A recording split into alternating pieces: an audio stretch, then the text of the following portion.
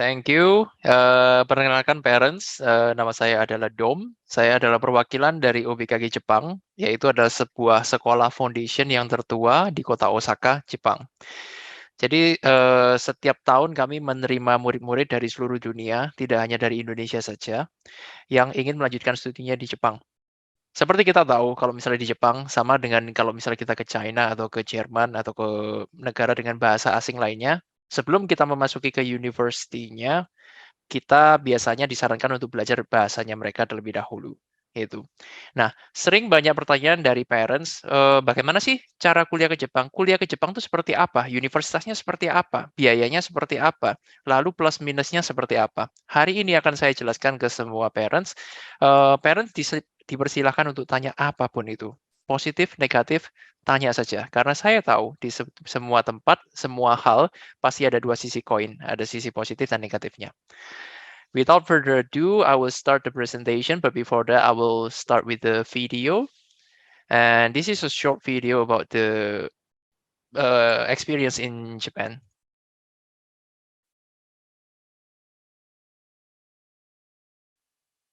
I have tests today, but it should be fine since I studied last night.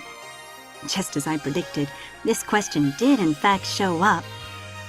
Fun things are waiting for me right after this test is finished.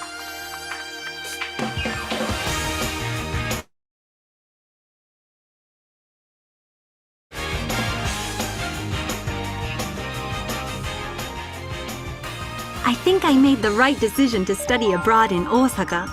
Osaka is the second largest city in Japan, with a long history and warm and friendly people. I was worried about coming to Japan at first, but after making friends with people from different countries, those worries disappeared.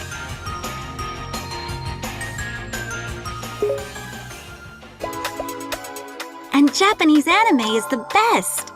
When it comes to Japanese culture, other than anime and manga, food and fashion are also much better than I imagined.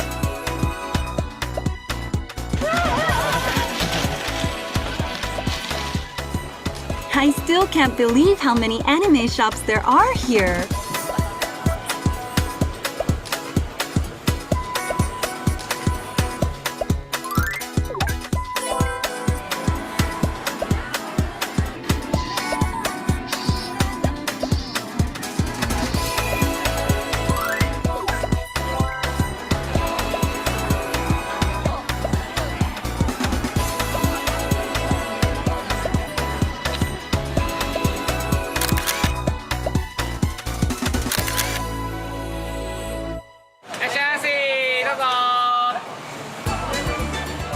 Have you tried takoyaki before?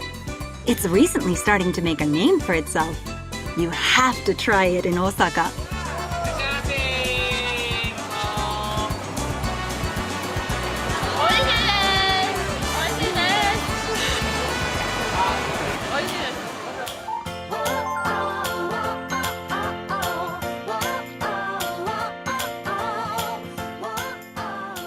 One of my favorite places is the rooftop garden at the Namba Parks Mall.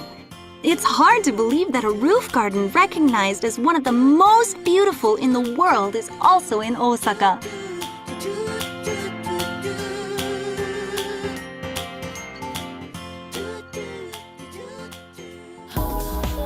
And here is Osaka Station. As it develops quickly, it's becoming a hot spot for world travelers. It's wonderful being able to meet people from all over the world.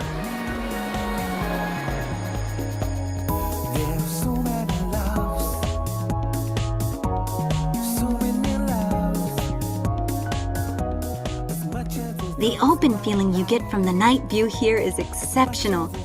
It's pretty, isn't it? I had a great day today. Drifting too much? Maybe I'm feeling a little tired. I'd be lying if I said I wasn't even a little bit worried about classes and going to college. But it's natural for everyone to be a little worried. I have many friends here with the same thoughts.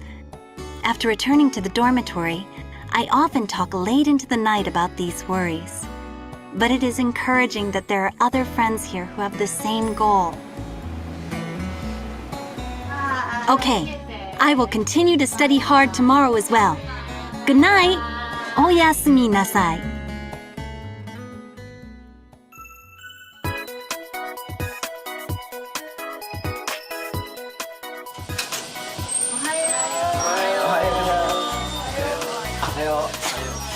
Ohayo gozaimasu. Good morning. Yesterday was all about playing. Let's get back to studying today.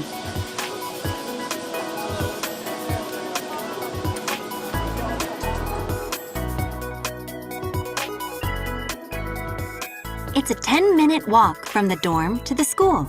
All the green along the park makes for a comfortable morning stroll.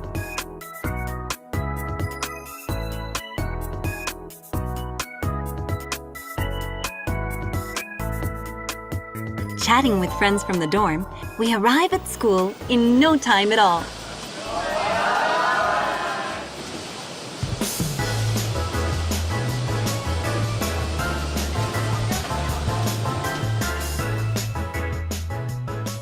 Since the school is equipped with Wi-Fi, there are many students who connect their own personal computers and smartphones to the internet.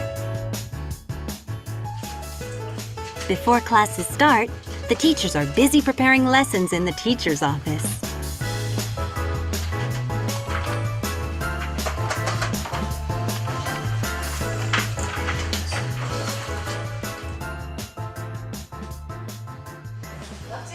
At 9 a.m., classes start. Students are placed into classes according to their Japanese level and goals. All the teachers are professionals who teach classes directly in Japanese. Even if you're a student with zero Japanese ability, you can still start studying Japanese without any worries.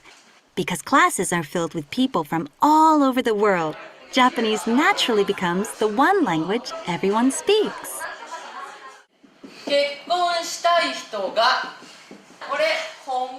This is Miyuki Sensei. Classes are always very fun.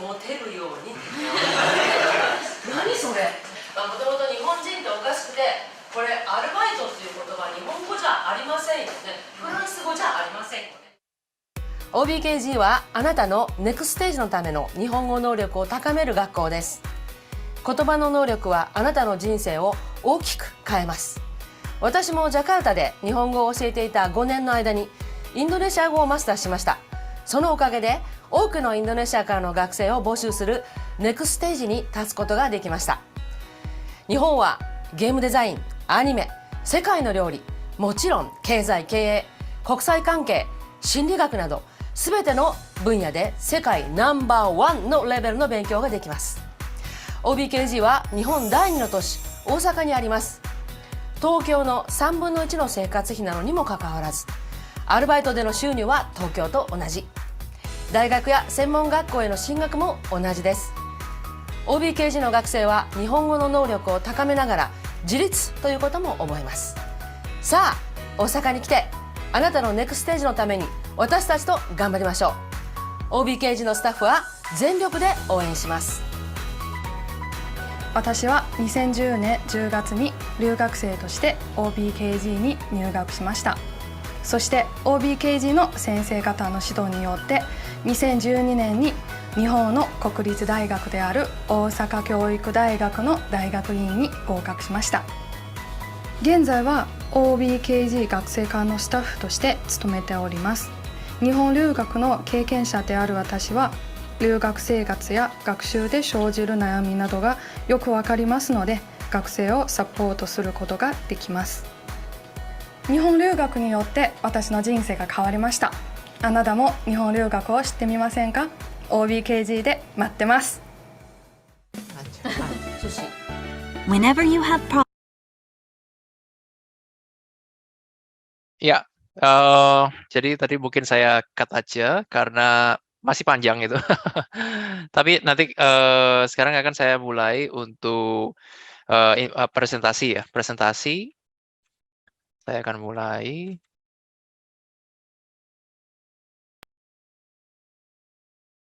Oke, baik. Jadi, saya sekali lagi berterima kasih diberikan kesempatan oleh Northern Light Academy untuk memperkenalkan pendidikan ke Jepang, dan memang OBKG adalah sekolah foundation yang di Osaka adalah yang tertua, dan memang kecepatan belajarnya cepat sekali. Kalau misalnya parents, kebingungan, kalau misalnya kuliah ke Jepang, itu butuh bahasa Jepang, berapa lama anak saya butuh waktu untuk belajar bahasa Jepang?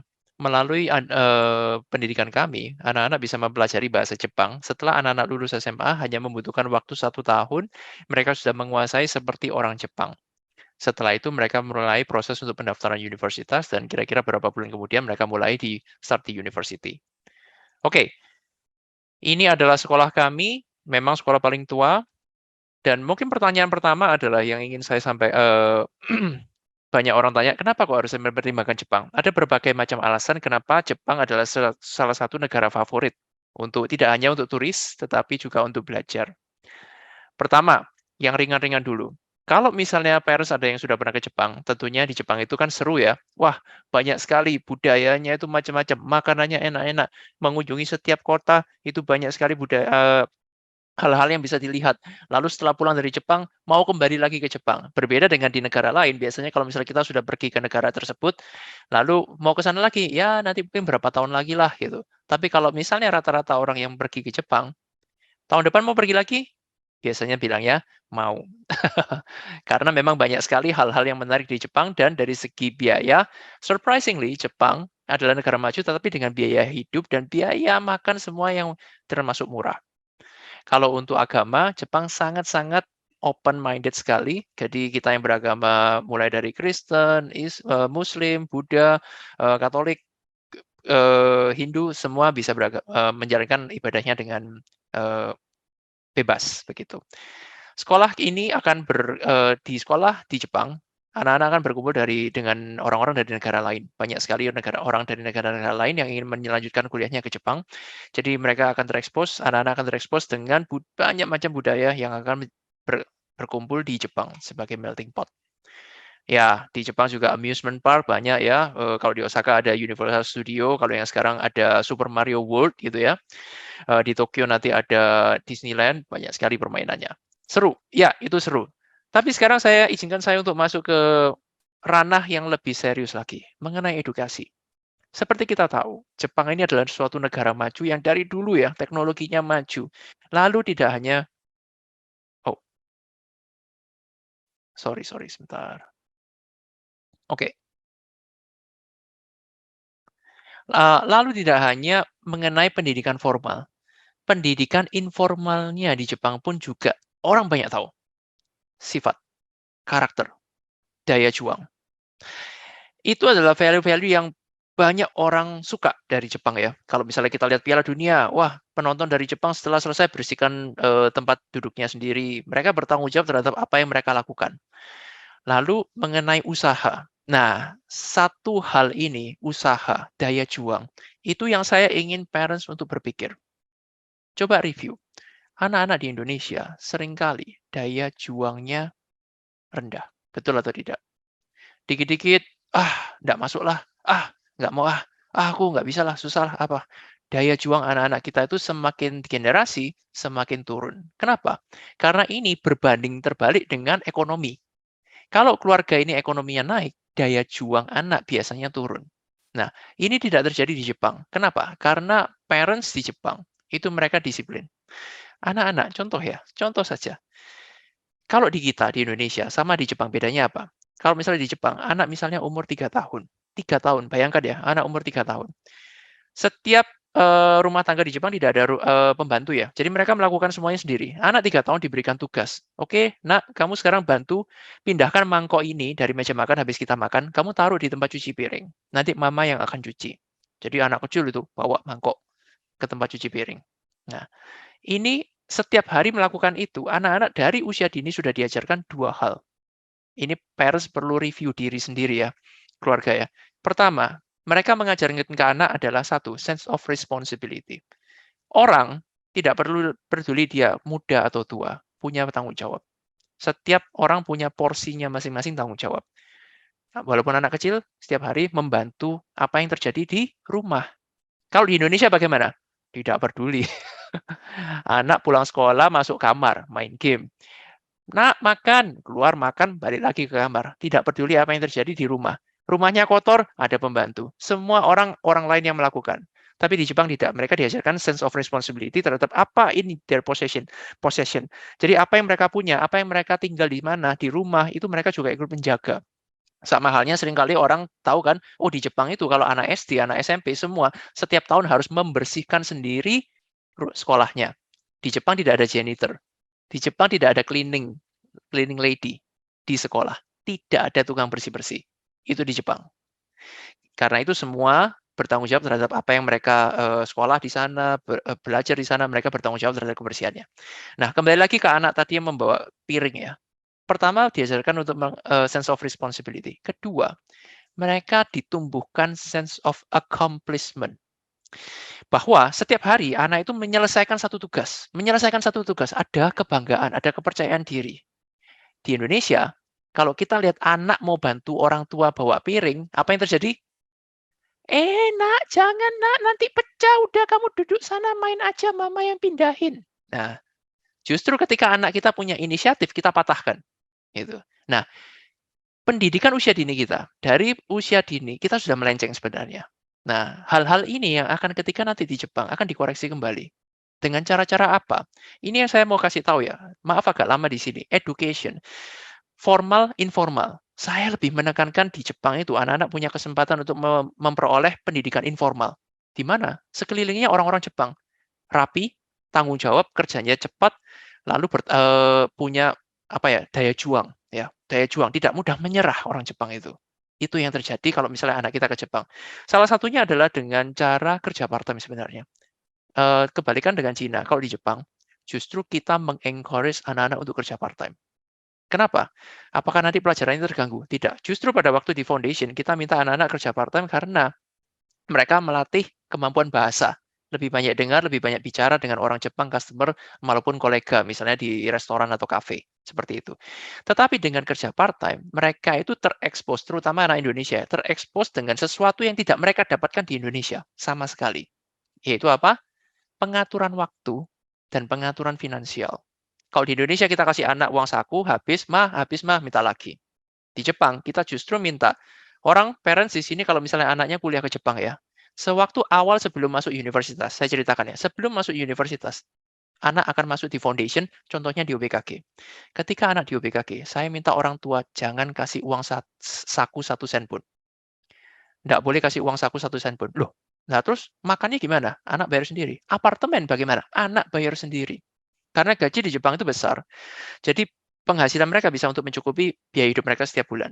Tetapi yang utamanya adalah saya ingin anak itu punya sense of responsibility ya, lalu pengaturan waktu. Contoh yang seringkali terjadi di Indonesia adalah gini. Orang tua ngomong sama saya, Pak Dom, anak saya itu ya, kalau malam disuruh tidur tuh nggak tidur-tidur. Main game sampai jam 12, jam 1, nggak tidur-tidur. Pagi dibangunin, satu rumah bangun semua, dia masih tidur. Sudah teriak semua, masih tidur, gitu ya. Nah, kenapa? Karena ya memang anak-anak merasa, ya tidak perlu apa-apalah, kan ada orang tua yang ngurusin, ada pembantu, ada apa. Jadi, tidak ada rasa tanggung jawab terhadap hidupnya sendiri. Ketika di Jepang, saya minta kalau misalnya nanti ada orang tua yang setuju anaknya ke Jepang, janjian dulu. Nak, kamu mau ke Jepang? Boleh, tapi janji satu. Kamu harus kerja part-time. Bisa? Kalau nggak kerja part-time, nggak usah. Udah kuliah aja di Indonesia atau di mana, terserah. Nggak apa-apa. Nah, ketika anak mulai berpikir mengambil keputusan, oke saya mau ke Jepang, tapi saya harus kerja part-time. Oke, Mbah, saya akan kerja part-time, saya mau ke Jepang. Nah, pada saat itu, mereka mulai berpikir mengenai mengambil keputusan untuk keputusan hidupnya sendiri. Keputusan kecil. Di sana nanti dia bekerja. Di Jepang, bebas dari orang tua. Awalnya pikirnya mau kerja ya? Enggak. Anak-anak itu akan main game sampai malam gitu. Wah, bebas dari orang tua. Yes, bebas.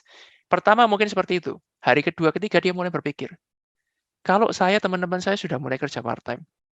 Gaji kalau kerja part-time 4 jam, itu 500 juta di Jepang. Kalau saya setiap hari main 4 jam, saya nggak dapat uang. Tapi kalau saya kerja part-time 4 jam, saya dapat 500 juta. Oke, sekarang saya mulai skala prioritas. Pengaturan waktu, saya tetap mau main game. Tapi saya mengurangi porsi main game saya kombinasikan dengan kerja part-time. Ini keputusan kecil yang anak ambil untuk hidupnya sendiri. Dari sana itu akan melatih mereka sense of decision making, time management, priority-nya bagaimana. Ini ilmu hidup, saya bilang ya, akan anak dapatkan 6 bulan pertama, akan dapatkan banyak di Jepang. Makanya itu seringkali saya bilang ke orang tua, Bapak Ibu kalau anaknya ke Jepang, bulan 7 kan berangkat. Bulan Desember pada waktu Natal tahun baru, datanglah ke Jepang. Lihat perubahan yang besar dalam hidup anak Anda. Bagaimana sikapnya dia, bagaimana dia melihat sesuatu. Dia itu pasti berubah. Itu yang pendidikan saya lebih menekankan ya, khusus untuk orang Indonesia ya. Kalau orang negara lain mungkin lebih terlatih ya. Kita ini terlena oleh pembantu, ada supir, ada. Jadi anak-anak Indonesia ke Jepang itu akan mendapatkan banyak hal dalam 6 bulan sampai 1 tahun pertama hidupnya di Jepang. Pada waktu di foundation ini. Jadi kadang-kadang orang yang tidak mengetahui akan menyepelekan, wah ke Jepang lama ya, harus foundation dulu ya, harus belajar bahasa dulu ya, 1 tahunan ya. Padahal orang yang sudah punya anaknya di sana akan cerita ke saudara-saudaranya, keponakan-keponakannya diajak ke Jepang. Kenapa? Di sana orang tua yang sudah anaknya di Jepang akan bicara. Justru 1 tahun pertama anak saya di Jepang itu ilmu yang dia dapatkan paling besar. Itu. Setelah itu dia mau kuliah apa terserah, tapi paling tidak dia sudah bisa memanage hidupnya sendiri, tidak lagi manja seperti di Indonesia. Sekali lagi, khusus untuk anak Indonesia, ke Jepang itu sangat berguna dalam hal ini. Kita lanjutkan, sorry agak lama. Nah, terus belajar apa sih Pak di Jepang itu? Di Jepang itu ada 5.000 jurusan. Saya sedikit agak, it kind of irked me ya, ketika diberitahu bahwa orang ke Jepang itu untuk kuliah gambar.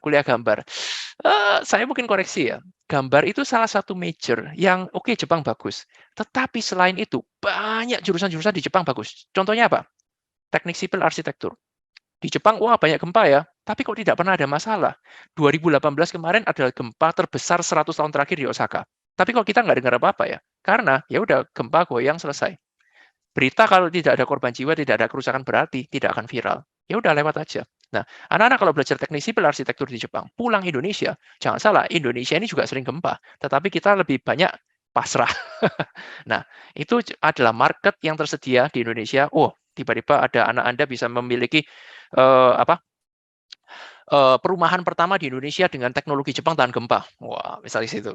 Contoh saja. Lalu kemudian kedua, hal lain-lainnya mengenai life and medical science, bioteknologi, molecular science.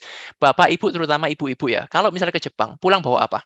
Kosmetik. Ya, karena di sana maju banget. Wah, natural semua sehat banget itu di Jepang. Kenapa kok orang Jepang tuh usianya panjang ya, Bapak Ibu ya? 100 tahun masih sehat. Umur 80-90 tahun masih keliling dunia, menikmati hidup. Kenapa? Karena teknologinya di Jepang itu maju-maju. Gitu. Jadi di Jepang itu banyak sekali lagi ada 5.000 jurusan, robotik, teknik lingkungan, arsitektur, teknik mesin, AI, engineering, information science, elektro, digital engineering, banyak sekali gitu. Bahkan kalau contoh seperti jurusan yang orang pasti tidak bilang Jepang. Kalau kuliah bisnis, apakah ada yang bilang Jepang? Tidak ada. Apakah karena Jepang jelek? Bukan sebenarnya. Tetapi karena Jepang masih underrated sekali. Masih orang tidak, bisnis ya biasanya Singapura, Australia, Amerika gitu ya mungkin ya, atau ke Jakarta gitu. Tapi di Jepang, coba bayangkan begini. Perusahaan di Indonesia, perusahaan keluarga, seringkali generasi keempat tidak ada yang, sedikit sekali yang bisa lewat generasi keempat, betul atau tidak? Perusahaan keluarga diturunkan dari kakeknya dulu, dari Shenzhen datang ke Indonesia, buka perusahaan, lalu turun ke anaknya, turun ke cucunya, habis. Ya kan? Perhatikan di Jepang. Semua perusahaan-perusahaan di Jepang, Toyota, Honda, Toshiba, Sony, semua itu perusahaan keluarga. Sampai sekarang. Family business yang dijalankan secara profesional. Nah, kalau misalnya Anda atau anak Anda ingin punya bisnis yang bisa diturunkan ke anak cucu, belajarlah sebenarnya bagaimana cara orang Jepang memanage perusahaannya dan untuk regenerasi ke generasi berikutnya. Itu orang tidak banyak bicara, tapi sebenarnya mereka bagus sekali. Ya. Dan jurusan-jurusan yang lainnya masih banyak sekali. Sekali lagi banyak banget. Karena di Jepang itu ada 760 universitas dan ada 3.000 technical college. Jurusannya ada banyak sekali. Nah, mengenai biaya, mungkin saya tidak akan panjang lebar ya. Biaya Jepang, anehnya, Jepang ini yang merah. Jepang dengan Jakarta, mungkin Jepang sedikit lebih mahal. Tapi biaya hidup Jepang dengan Jakarta, Jepang sedikit lebih mahal. Tapi gaji kerja part-time-nya di Jepang itu 10 kali lipatnya Jakarta. Dan gaji kerja part-time ini bisa untuk mencukupi biaya hidup. Nah, berapa sih sebenarnya? Saya akan langsung spill aja. Uang kuliah di Jepang untuk universitas negeri ini adalah sekitar 60 juta. Sama ya kayak di China tadi, kebetulan seperti itu. Lalu kalau universitas swasta itu sekitar 100 juta. Ini per tahun 12 bulan. Ya. Kalau technical college biasanya sekitar 100-an juga. Itu per tahunnya. Seperti itu. Nah, jadi dari segi biaya, betul di Jepang juga sama, tidak jauh beda dengan universitas swasta favorit di Indonesia. Saya akan lanjutkan lagi. Tetapi yang saya ingin Bapak Ibu pikirkan ya, kalau misalnya kita bicara, wah sekarang sudah era globalisasi, bahasa Inggris saja nggak cukup, kamu harus belajar bahasa satu lagi nak. Biasa orang tua bilang gitu ke anak-anak. Bahasa nomor satu yang akan masuk dalam pikiran orang tua adalah bahasa apa? Mandarin, betul, Zhongwen. Bahasa Mandarin adalah menduduki peringkat pertama di Indonesia sebagai bahasa yang paling banyak dipelajari oleh orang Indonesia. Nah, sekarang saya ingin orang tua untuk berpikir, bisnis Indonesia dengan Cina besar ya, tetapi bisnis ini harus dibagi mungkin puluhan atau ratusan juta orang ya, yang punya keinginan yang sama. Sebenarnya bisnis dengan Jepang itu seperti apa sih? Banyak orang tidak tahu. Bapak Ibu bisa lihat sendiri di website ini ya, BKPM ya. Sebenarnya orang Jepang itu suka sekali Indonesia. Jadi investasi dari Jepang masuk Indonesia ternyata bahkan 2 kali lipat lebih daripada China. Bisnis yang masuk, uang yang masuk ke Indonesia itu dari Jepang banyak sekali. Tapi kita nggak sadar, karena kita seringkali berpikir, oh bisnis Jepang itu paling ya mobil lah, Honda, Toyota, apa begitu ya. Orang tidak banyak tahu. Contohnya ya, contohnya seperti bisnis makanan. Apakah ada yang tahu kalau ini perusahaan Jepang? Sari Roti, Roti Sari Roti, itu perusahaan Jepang. Namanya PT Nippon Indosari Corporindo. Investasi Jepang ke Indonesia ini banyak, dan itu semua adalah peluang untuk anak Anda ketika 5 tahun lagi sudah lulus, meneruskan usaha meneruskan usaha keluarga atau dia punya usaha sendiri. Ketika nanti ada investasi masuk dari Jepang, hanya sedikit yang bisa mengambil ini karena jumlah orang Indonesia yang belajar bahasa Jepang itu hanya 0,26%. Jadi seperti kue, bisnis Indonesia dengan Cina itu besar, tetapi dibagi puluhan ratusan juta orang. Sedangkan bisnis Indonesia dengan Jepang itu juga besar, tapi kue ini nggak banyak yang makan, tidak banyak yang bisa makan. Jadi kalau misalnya anak Anda nanti kuliah di Jepang, lalu berkarir atau nanti pulang Indonesia meneruskan usaha orang tua atau buka usaha sendiri, peluang itu bisa dia ambil. Dan tidak banyak yang bisa mengambil itu. Saya lanjutkan lagi. Sedikit ya, mengenai ini informasi umum aja. Di Jepang itu berapa sih makan sih? Bapak Ibu tahu nggak uang yen itu berapa sih? Selama 20 tahun terakhir ya, kira-kira ya, uang yen itu bervariasi antara Rp90 sampai Rp134. Itu bervariasi, sekitar Rp100. Untuk sekarang tadi saya sudah screenshot, sekarang di Rp115. Jadi, kalau misalnya makan seperti ini, yakiniku all you can eat, ini di Osaka ya, makannya berapa? 115.000 makan daging sepuasnya selama 90 menit. Harga ikan salmon, sorry, tidak sampai 20.000. Dapat segini. Roti tawar di Jepang. Jangan heran kenapa sari roti masuk Indonesia. Karena di Jepang, roti tawar satu kotak itu cuma 10.000. Itu. Di Indonesia dijual 15.000, 20.000. Makanya waktu lalu saya sempat berpikir ya, oh makanya Holland Bakery itu kaya sekali. Karena memang marginnya besar sekali roti ya. Ya. Itu ya. Terus ini selai juga segini, berapa ini? 850 gram ya, 37.000 ya. Jadi uang yen itu sekitar Rp100. Susu sapi seperti ini cuma Rp9.800. 10.000 lah ya per liter ya. Orange juice, apple juice cuma 10.000. Ya, ini makan salmon, jangan salah di Jepang cuma 30.000. 29.000 ya. Itu ya. Jadi harga makanan di Jepang itu hampir sama dengan di Indonesia. Bahkan sekarang ini lebih murah di Jepang ada. Kenapa seperti itu? Karena di Indonesia itu kita setiap tahun inflasi ya, 10% ya. Di Jepang deflasi. Uang sekolah, biaya hidup, sekarang ini sudah sama. Tahun depan Indonesia akan naik terus. Itu yang mungkin Anda perlu pikirkan. Itu. Apartemen di Jepang, satu orang satu apartemen studio, ada kamar mandi di dalam, berapa? 4-5 juta. Gitu. Dibilang murah, ya tidak. Dibilang mahal juga tidak. Itu karena dengan gaji kerja part-time-nya anak-anak, satu bulan tuh mereka bisa dapat 10-15 juta. Karena gaji di Jepang 1 jam itu minimal Rp115.000. Ya, 1 minggu bisa kerja 28 jam, jadi ya 1 hari 4 jam gitu ya. 1 bulan dapatnya segini. Ini cukup nggak atau untuk bayar apartemen 4-5 juta. Untuk makan yang harganya cuma segini. Cukup. Oleh karena itu justru seringkali saya bertengkar sama orang tua, Bapak Ibu tolong jangan kasih uang terlalu banyak ke anaknya. Tolong, jangan. Kok bisa sih? Bukannya Jepang mahal? Coba Anda lihat di sini, top universities. Mereka mensurvei kota-kota di seluruh dunia yang paling murah untuk student. Dan mereka berkata, Osaka bukan nomor 1, bukan. Tapi mereka nomor 6. Paling murah seluruh dunia. Loh, bagaimana dengan Tokyo? Bukannya bukannya Jepang terkenal mahal. Nah, karena seringkali Jepang diasosiasikan dengan Tokyo. Karena Tokyo memang termahal nomor 7. Jadi aneh ya, Osaka kota terbesar kedua itu termurah nomor 6. Tokyo termahal nomor 7. Nah, yang aneh mana? Ya memang Osaka ini aneh. Biaya hidupnya sudah seperti Surabaya. Itu. Kalau yang sudah pernah ke Jepang pasti tahu. Ya, kita lanjutkan lagi. Kalau untuk safety, orang Inggris pernah survei ya, kota teraman di seluruh dunia apa? BBC London bilang Osaka paling aman, Tokyo nomor 2. Lalu beasiswa. Seperti Anda tahu, banyak beasiswa, orang cari beasiswa tahu tentang Chirum Polin ya. Sebenarnya yang Chirum dapatkan itu hanya sebagian kecil dari beasiswa yang tersedia di Jepang. Di Jepang itu banyak sekali beasiswa. Kalau Anda nanti mau datang, bisa ke kantor kami. Saya akan tuliskan di chat sekarang ya. Ini adalah kontak kami, kantor kami, nomor telepon dan lain sebagainya. Nanti bisa melihat buku ini ya. Di dalam buku ini, di kantor kami itu ada ratusan bahkan ribuan beasiswa. Banyak sekali beasiswa ini. Cara dapatnya bagaimana? Terus bagaimana peluang dapatnya 1 bulan dapat berapa? Nah, di ini saya akan zoom sedikit ya. Di sini, parents kalau misalnya lihat di paling kanan ya, saya ingin menekankan di sini. Kalau misalnya beasiswa di Jepang itu, jumlah yang apply setiap tahun untuk beasiswa ini, lalu beasiswa ini, ternyata yang apply itu cuma 26 orang, yang dapat 15. Yang apply 15 orang, yang dapat 10. Yang apply 23 orang, semuanya dapat. Soalnya kuotanya sebenarnya 30, masih sisa 7. Dan ini baru 1 halaman.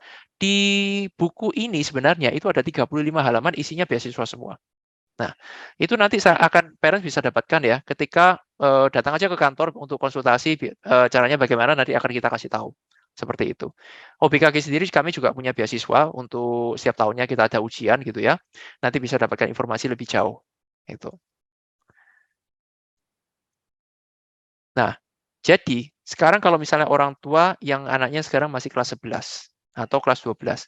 Kalau misalnya mau kuliah ke Jepang, hubungi kami sekarang, kami akan siapkan karena deadline application untuk setiap tahunnya itu di Desember. Itu. Untuk anak-anak yang sudah kelas 12 bagaimana? Masih bisa untuk intake-nya bukan Juli tapi untuk intake Oktober. It's no problem. Lalu tadi memang saya tidak memungkiri Jepang terkenal untuk art. Karena itu kami juga punya event namanya Illukon Japan, itu lomba menggambar. Lomba ini akan mungkin saya minta 1 menit ya, 1 menit aja ini videonya silakan dilihat.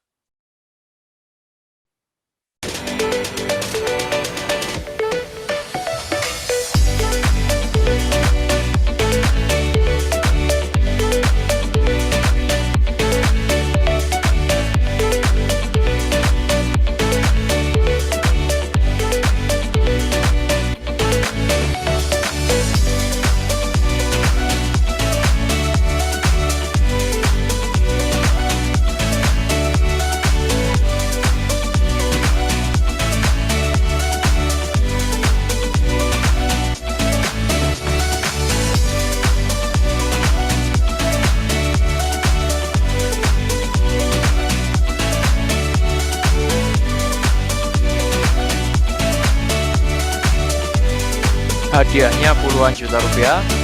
Event ini gratis. Nanti bisa mengunjungi websitenya kita untuk itu. Oke.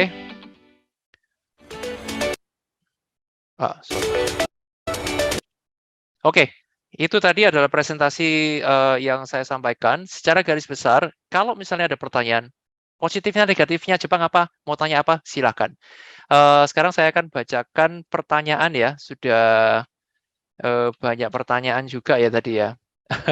Saya langsung masuk saja ke sesi Q&A kah? Atau Ya. Boleh, langsung aja.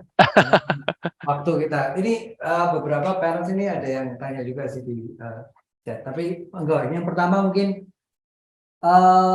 ya ini bisa dijawab dari kesempatan kerja part-time apakah cukup besar untuk foreign student? Jadi untuk yang dari luar Jepang, apakah ada kesempatan kerja part-time? Iya, sangat-sangat besar. Saya berani dengan percaya diri bilang, asalkan anak Anda sopan dan mau bekerja, tidak, maksudnya dia nggak sok-sokan gitu ya, 99% pasti dapat kerja part-time. Kenapa? Karena memang populasi di Jepang itu, mereka itu tidak mau punya anak. Seperti diketahui ya, berapa tahun terakhir populasinya turun. Kenapa? Karena isinya orang tua semua. Mereka tidak mau menikah, yang menikah tidak mau punya anak. Jadi saat ini usia mudanya cuma sekitar 15%. 50% lebih orang-orang Jepang itu adalah usia pensiunan. Ekstrim sekali. Padahal Jepang negara turisme, banyak turis datang, restoran, kafe, tidak ada pegawai. Jadi memang kalau mau kerja, 99% pasti dapat kerja, minimal 1. Karena murid saya ada yang kerjanya 2, apa gitu ada, gitu ya. Jadi kerja part-time bisa, dan itu justru kami sangat encourage anak-anak untuk kerja part-time. Nggak mengganggu studi ya? Betul. Justru pada waktu foundation, saya mintanya harus kerja part-time. Nantinya pada waktu di university, baru dikurangi separuh. Loh, jadi bagaimana sistemnya? Sebenarnya begini, kuliah itu sebenarnya Senin sampai Jumat. Sabtu Minggu libur. Saya beritahu ke anak-anak, kalian kalau kerja part-time, misalnya hari Sabtu aja lah, kerja 8 jam, itu kalian sudah dapat 1 juta. 1 hari 1 juta, 8 jam. Lalu, kalian ambil Senin, Rabu, Jumat. Kalian kerja 6 jam, 6 jam, 6 jam. Gitu. Itu sudah full. Sudah dapat 1 bulan, sudah 10-15 juta. Kalau tidak mau, sebenarnya saya sarankan ke orang tua ketika anak-anak di university, biarkan anak-anak itu cuma kerja di hari Sabtu. Jadi Minggu dia free. Senin sampai Jumat kuliah, Sabtu saja kerja. Itu dia cukup untuk membiayai apartemennya dia. Ini pada waktu kuliah ya, di universitas. Orang tua bayar untuk biaya hidupnya saja, kira-kira 5 juta. Itu. Setiap bulan kasih 5 juta. Gitu. Pada waktu di foundation awal, orang tua saya justru marahin tidak boleh kasih uang 1 peser pun. Karena memang kerja part-time itu adalah bagian dari pendidikan bahasa juga. Karena anak-anak belajar dengan kerja part-time itu. Karena sekolah foundation di Jepang itu hanya 4 jam satu hari. Satu hari hanya 4 jam sekolah foundation, bahasa. Karena itu diselingi dengan kerja part-time 1 hari 4 jam, jadi 1 hari 8 jam. 1 minggu kalau kerja part-time 4 jam, 4 jam, 4 jam, 4 jam, 1 minggu 28 jam. Memang sudah standarnya pemerintah Jepang. Sudah diatur seperti itu. Jadi tidak akan mengganggu. Itu.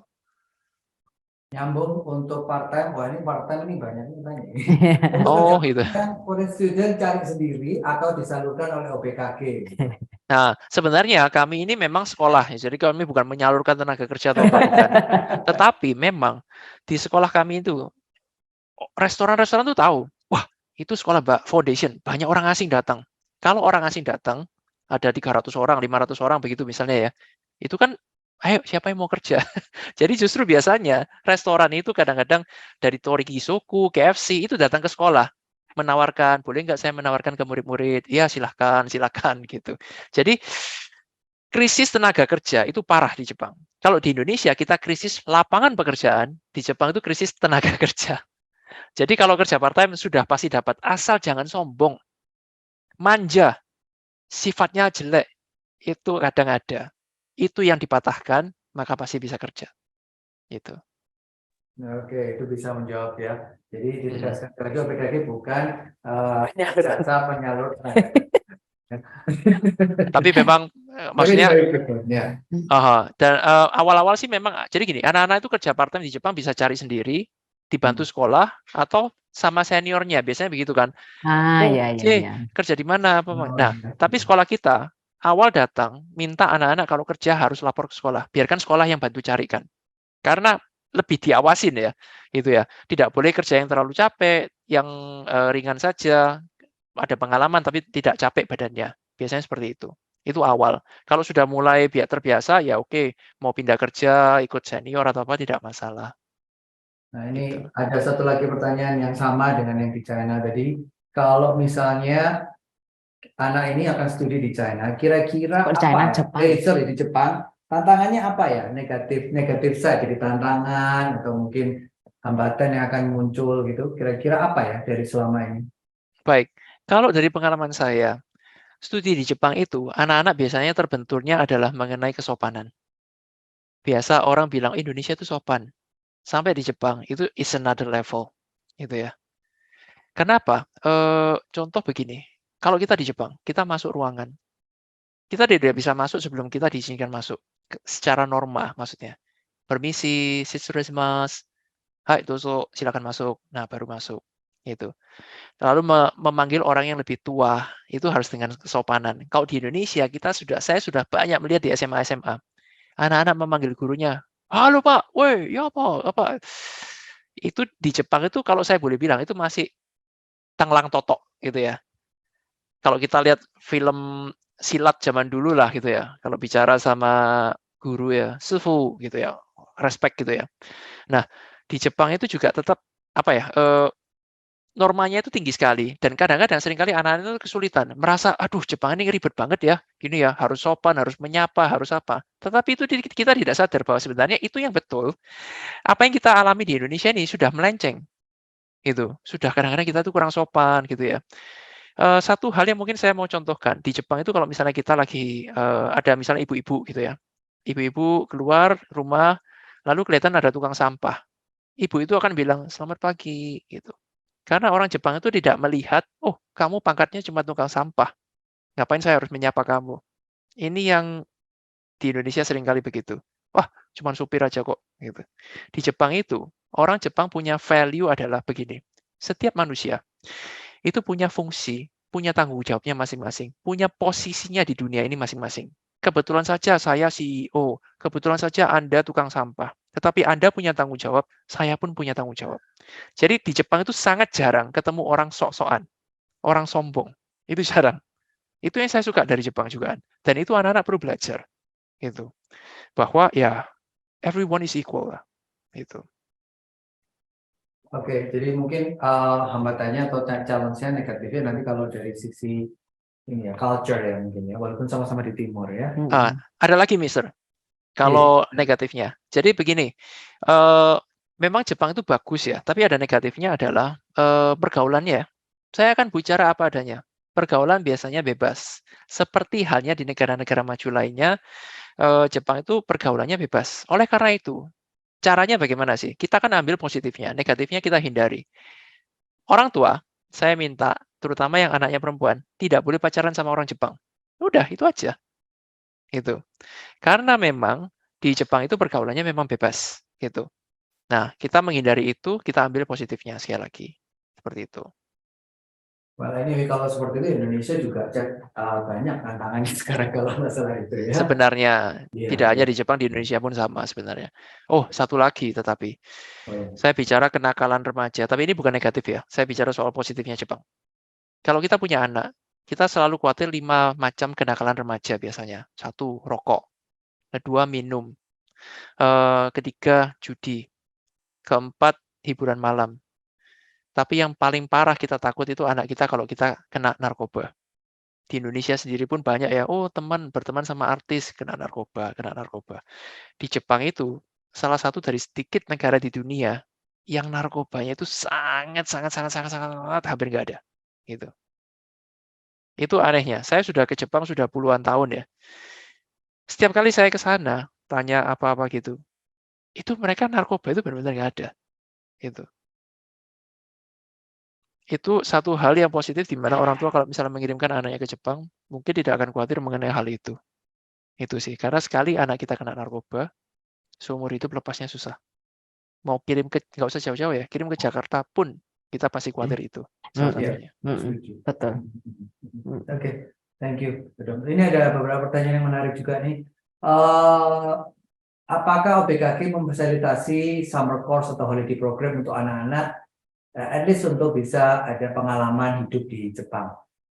Betul. Mungkin saya akan highlight juga usia berapa ya ini ada program-program, kalau misalnya ada. Ya, jadi kami setiap tahun, kecuali waktu pandemi ya, setiap tahun kami 2 kali, yaitu summer camp dan winter camp. Summer camp ini adalah liburan pada waktu anak naik kelas. Untuk tahun ini kami mengadakannya di pertengahan Juni sampai akhir Juni. Nah, kalau misalnya parents ada yang mau, bisa menghubungi saya. Tadi saya sudah share kontak saya akan share lagi ya. Untuk program summer camp. gitu. Karena nanti anak-anak langsung menjalani, oh kehidupan di Jepang, oh apartemen seperti ini, cari makan seperti ini, oh iya lowongan kerja part-time, terus lihat seniornya kerja, oh itu orang Indonesia lagi kerja part-time, intip, oh seperti itu. Sebenarnya kerjanya ya biasa aja. Kadang ada orang yang bilang, wah kerja di Jepang seperti kerja rodi. Ya itu overreacting. Nanti anak-anak bisa lihat sendiri. Walah kerjanya juga biasa aja gitu. Itu. Untuk usia berapa ya, Bro? Sorry. Dari usia SMP kelas 3 sudah boleh mengikuti. Oh, oke. Wah, that's Nah, interesting. Jadi anak-anak bisa punya bayangan ya mengenai kehidupan di Jepang seperti apa. Itu. Oke, sehubungan dengan tadi itu untuk yang holiday program dan lain-lain itu kan ada hubungan dengan biaya ya. Ada parents yang tanya ini biaya dari awal yang harus disiapkan. Kalau ini mungkin dia udah plan bahwa anaknya akan ke Jepang gitu. Nah, jauh-jauh hari kan harus disiapkan. Ya, kita percaya you need to plan it before, before time, and plan ahead. Nah, kira-kira biayanya dari awal terus ikut bimbingan di BKG sampai nanti anak itu bisa berangkat itu kira-kira roughly berapa? Baik. Jadi awal pada waktu anak masih SMP SMA, anak-anak harus belajar bahasa Jepang basic gitu. Persyaratan untuk kuliah ke Jepang awalnya adalah untuk visa student ya. Itu anak-anak harus menguasai bahasa Jepang basic N5 gitu. Itu paling les mungkin sekitar setengah tahun ya itu. Itu kalau misalnya seminggu cuma 2 kali sih gitu. Saya punya murid yang les setiap hari gitu. Itu dalam waktu 1 bulan udah menyelesaikan itu level N5. Jadi sekali lagi kalau ada parents yang sekarang masih anaknya kelas 12 atau kenalannya atau keponakannya masih kelas 12 tapi mau ke Jepang, it's okay, masih ada kesempatan. Nah, biayanya adalah kurang lebih ya kalau untuk kursusnya kami itu start dari 500.000 per bulan. Gitu. Jadi ya biasa aja seperti kursus bahasa pada umumnya lah gitu. Lalu untuk masuk ke universitas maupun sekolah foundation di Jepang itu, biayanya sama seperti di Cina tadi, Pak Joko cerita, aduh nggak ada itu namanya biaya uang gedung, uang sumbangan sukarela, apa-apa gitu ya. Pokoknya di Jepang itu, 1, uang pendaftaran, 2, uang sekolah 1 tahun, selesai. Nah, kalau di OBKG sendiri, secara umum lah, tidak hanya OBKG ya, untuk instansi pendidikan di Jepang, uang pangkalnya itu antara 10 sampai 30 juta, uang pangkalnya. Uang kuliahnya antara 60 sampai 100 juta, 1 tahun. Ada yang di atas 100 juta ada, tetapi sekitar 80% dari instansi pendidikan itu 100 juta ke bawah. Seperti itu. Oke, jadi itu mungkin bisa digambarkan ini summer camp ada tanya berapa biayanya? Kalau sebelum pandemi itu biayanya itu 10 sampai 14 hari termasuk pesawat, termasuk visa, termasuk semua itu cuma 25 juta. 10 sampai 14 hari, 10 sampai 2 minggu. Setelah pandemi, wah tiket pesawat naik gitu. Jadi mungkin ada kenaikan ya gitu. Tapi ya mungkin sekitar 30 juta. Itu. Oke, 30 jutaan. Ini ada pertanyaan ini mungkin ajakan untuk kita ini, Bro. Apakah ada program kerjasama antara Nola dengan OBKG untuk student summer camp? Belum digodok. Lagi kita garap ya, Pak. Tapi tidak menutup kemungkinan sih. Oke, untuk scholarship boleh dibantu dijelaskan. Oke, karena scholarship itu cukup banyak. Nanti mungkin bisa langsung kontak ke Dom langsung ya, bisa di-share nanti. Banyak banget scholarship-nya. Waktu kita lihat listnya aja sampai pusing ini nggak bisa ini kalau dikerjakan dalam waktu 30 menit ya. Jadi nanti bisa dilihat ini anakku ini skillnya di mana, skill setnya bagusnya di mana, dia interestnya di mana. Interestnya di mana penting terutama sekali. interest ya, interest itu penting banget untuk nanti kira-kira sedini mungkin bisa di-build portfolio juga perlu ya, Bro ya, setahu saya. Portofolio untuk apa misalnya untuk di pendaftaran kampus atau untuk uni tidak perlu sih sebenarnya portofolio ya. Karena Universitas Jepang juga muridnya juga adalah anak-anak SMA pada umumnya, mereka belum punya portofolio, it's okay. Nah, satu jurusan yang tadi kan kita bicara soal IT ya, dari tadi sih saya diam, cuman kalau saya boleh cerita untuk jurusan IT terutama ya, kalau yang sekarang yang lagi hot itu adalah game programming ya. Itu kalau saya cerita industri IT game sedikit ya. Zaman dulu yang main game itu hanya anak kecil. Mama minta uang 20.000 beli kaset begitu ya. Sekarang mulai dari anak kecil sampai kakek-kakek semua main game. Dan sekarang ini orang lebih willing to spend. Beli in-app purchase. Oh, berapa sih itemnya? 50.000, nggak apa-apa lah sekali makan. Beli.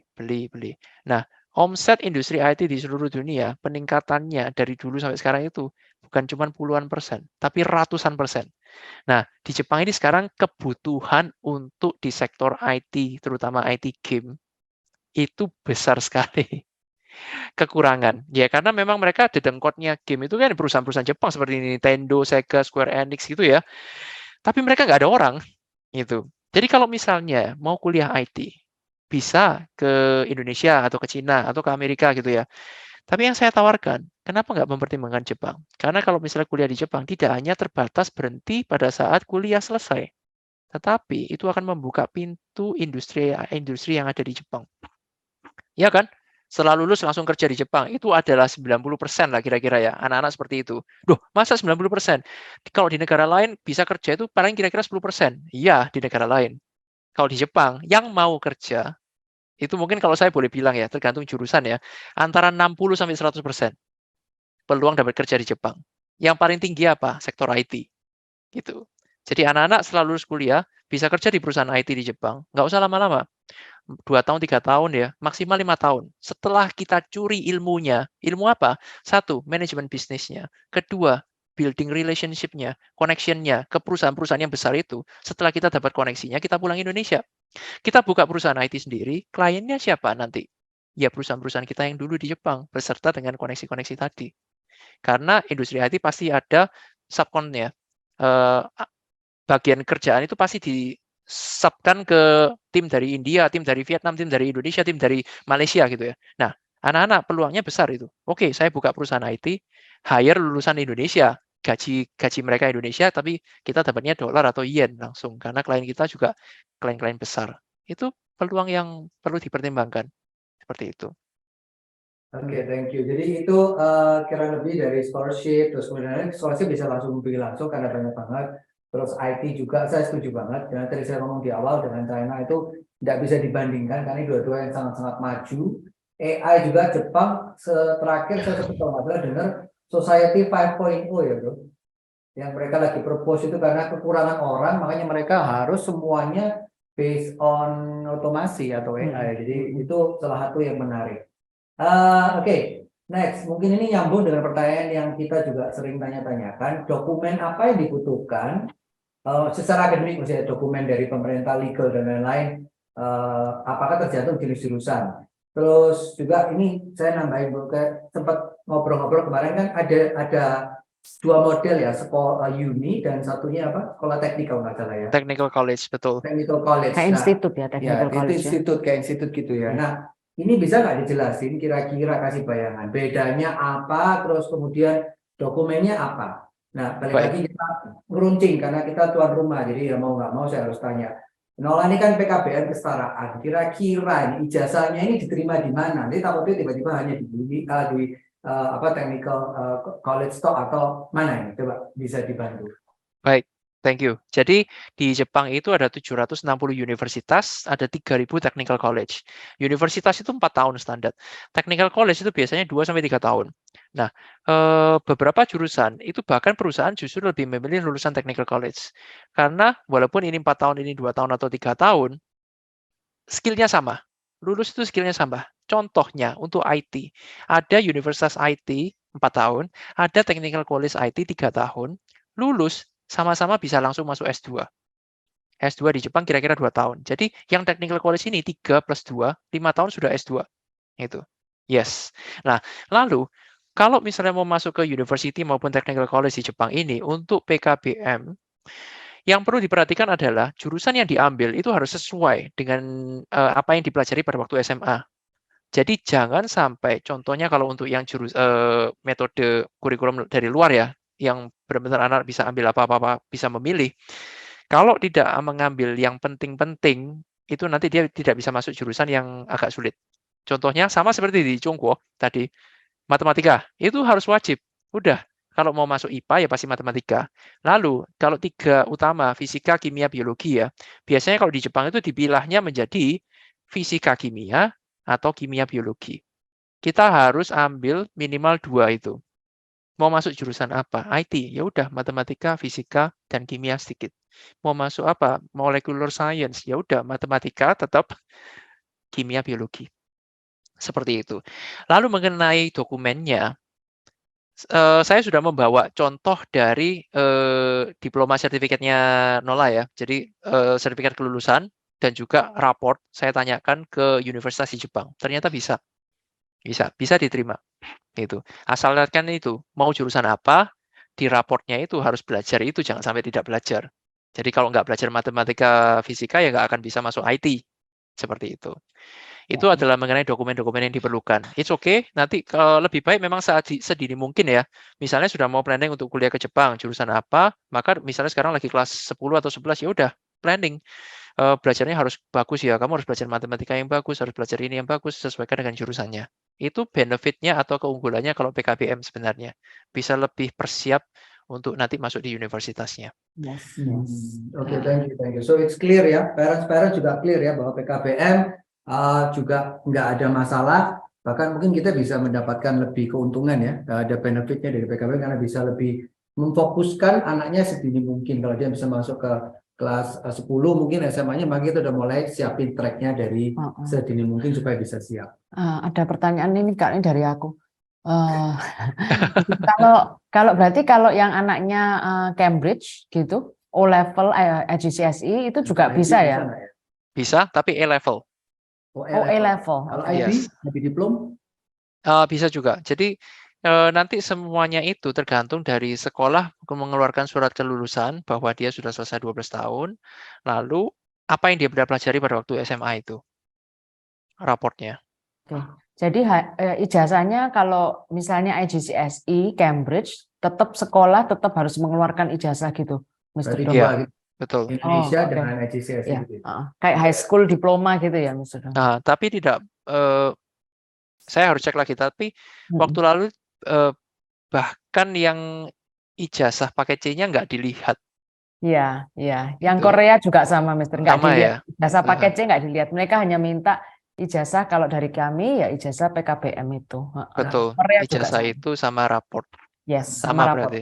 Hanya itu transkrip, raport, dan ijazah lokal, bukan ijazah lambang Garuda. Nggak perlu. Betul. Iya. Kalau cuman IGCSE top, bisa nggak kira-kira? Jadi, Eh, jadi dia nggak ada keterangan bahwa dia itu lulus dari Indonesia gitu, any institution. Tapi kan Kalau oke. IGCSE aja, biasanya itu kan subjeknya itu tidak banyak.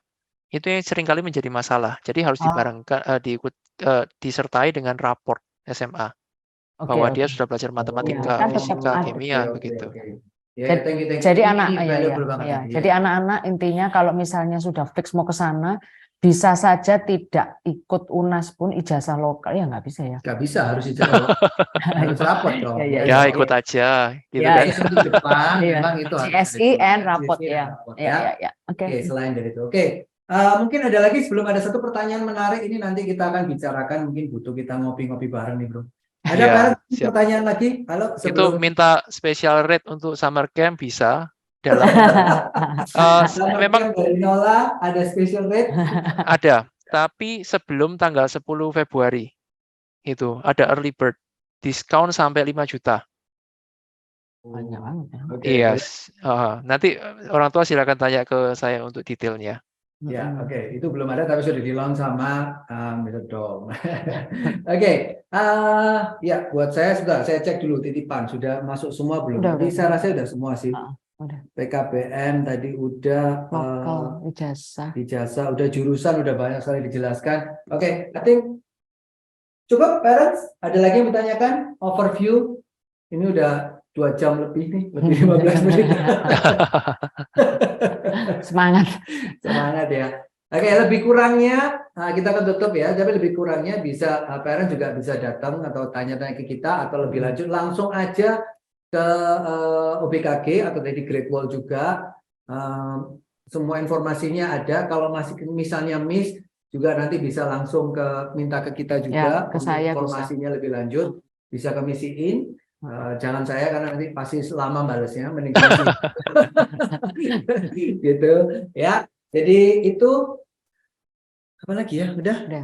Thank you. Thank you so much. Thank you. Mudah-mudahan ini 2 jam ini cukup memberikan gambaran Bahwa ini ya, maksudnya anak-anak ini punya kesempatan besar untuk belajar apa ya, bukan cuman di lokal ya, gitu, as a global citizen ya, gitu. Jadi saya cuma mau ajak tutup dengan satu ini deh. Saya mau ajak parents-parents semua untuk bermimpi. Parents-parents yang dari Indonesia, kebetulan dari Kupang, dari Pontianak, dari mana-mana. Kalau selama ini pemikiran bahwa anak kita yang berasal dari daerah itu tidak bisa compete, tidak bisa bersaing dengan anak-anak di Jawa. But saya harap dengan seminar ini atau parent meeting ini bisa membuka mata semua hati kita bahwa ternyata anak kita punya kesempatan yang sama. Di masa-masa sekarang ini kesempatan yang sama asal kita bisa prepare dengan baik. Betul. Ya. Betul. Jadi itu, thank you very much. Terima kasih Thank parents sudah you. 2 jam sama-sama dengan kita.